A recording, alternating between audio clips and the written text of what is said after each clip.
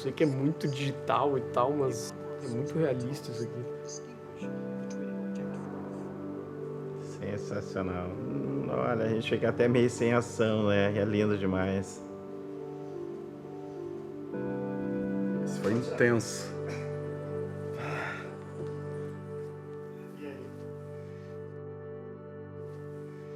Gente, isso foi muito imersivo. Nossa, foi muito mais do que eu imaginava. Pode tirar o óculos. Você achou?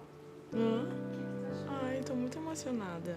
É como se fosse eu mesma, assim. Muito legal.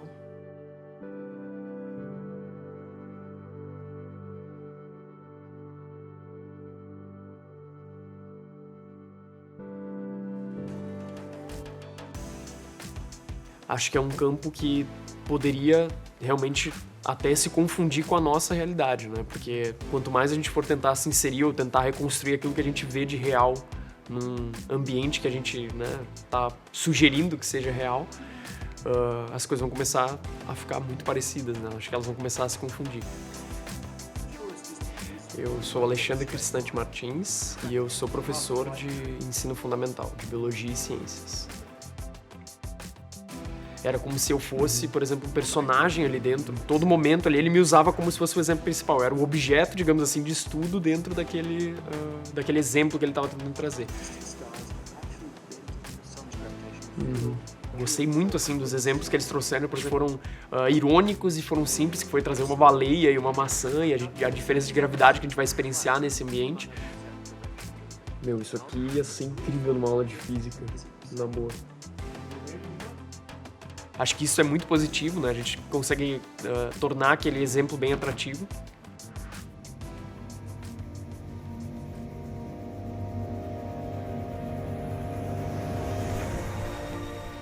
O meu nome é Paulo Guzmão, sou diretor da Galápagos Tour.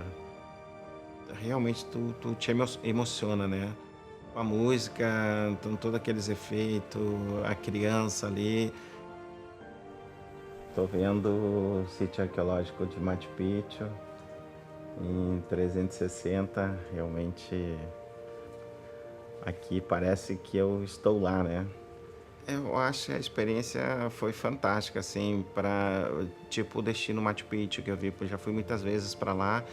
E tu vê virtual ali, tu te coloca lá no lugar, vê aquela cadeia de montanhas. E à medida que eu coloquei o óculos, assim, deu aquela vontade de meditar ali olhando. Acho que parece que você tá lá no lugar, né?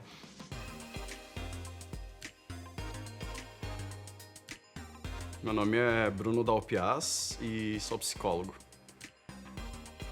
Consegui simular bem a realidade, assim. Eu consegui sentir bastante no meu corpo, né? A emoção batendo, assim, na hora que estavam acontecendo as coisas. Tá simulando aí acaba parecendo que é tu mesmo, assim, que tá sentindo aquilo, sabe? Quando começava a passar o dedo, assim, sentia um calor, assim, na hora, em cima da tua mão.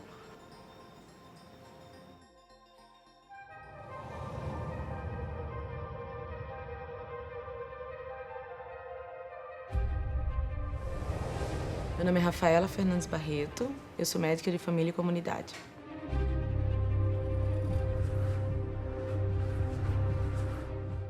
Eu não estava fazendo a ciência, não estava vendo uma aula. Eu me imaginei, tive sensações físicas de... Tipo, meu coração disparou, assim. From your mother's bloodstream and amniotic fluid. Dá vontade de pegar no braço, assim. Minute. Eu ainda tô, assim, meio boba. Engraçada. Gente, meu coração tá na boca. Tudo bem? Tudo bem. Que bizarro. Meu nome é Eduardo Piotrowski, eu sou produtor de cinema. A gente se torna um espectador muito mais ativo do que a gente é normalmente, porque eu, como espectador agora, posso a gente fala decupar, né? Que é cortar e escolher o nosso ponto de vista. Eu não sei, eu realmente tô me sentindo no espaço aqui, parece que eu vou tropeçar a todo momento.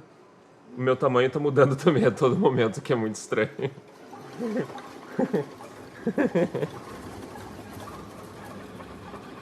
Quase dei licença pra ela. Pode passar. Eu poderia ver 2, 3 vezes e ter sensações e assistir aquela mesma cena de uma maneira diferente. Por alguns instantes você se desconecta do externo e se liga a um lugar e um espaço e a sensações muito peculiares ali que a realidade promove, né? Acho que é a combinação de todos os sentidos, assim, né? Então, a imagem ajuda, mas o som tem né? Quando tu percebe que aquilo tá vindo, tipo, do lado direito, do lado esquerdo, fica mais ainda parecendo que é real o que tá acontecendo, assim. Hoje é uma novidade no mercado, principalmente falando do mercado turístico, né? Tem alguns hotéis que já usam para mostrar a estrutura interna do hotel, principalmente os apartamentos, aqueles apartamentos mais sofisticados. Me interessa muito tratamentos alternativos para dor, além do tratamento medicamentoso.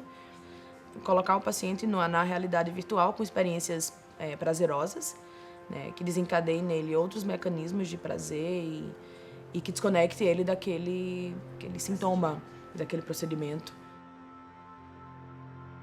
A realidade virtual tá arrumando, né, para esse sentido de poder trazer, talvez, não sei, um filme inteiro em realidade virtual, onde a gente vai ser, sei lá, contracenar com um personagem, uma coisa assim.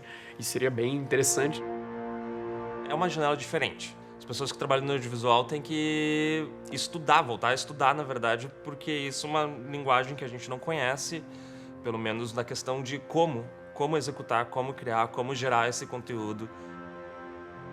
Imagina você caminhando pelo sítio arqueológico com a narração.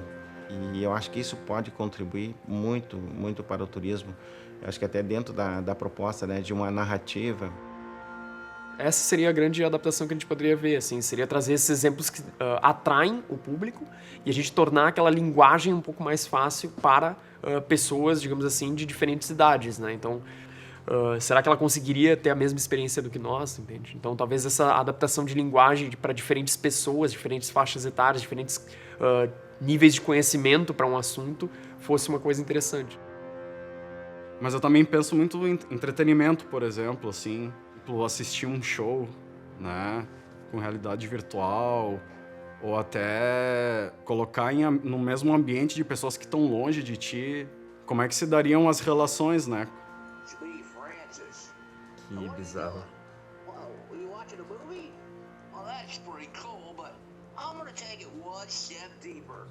Claro, eu acho que não substitui, a realidade virtual não substitui a realidade. Mas se a gente puder usar a tecnologia e a simulação de situações para permitir que a gente aprenda melhor uma coisa, ou que a gente vivencie uma experiência de uma maneira menos dolorosa, eu acho extremamente válido e potente para o futuro. Se a realidade virtual conseguir cumprir esse papel, não de a gente sair daqui e viver num mundo paralelo virtual, mas a gente conseguisse esse lugar mais saudável, de a gente utilizar essas simulações para estar mais presente no aqui e agora, isso seria genial. Então.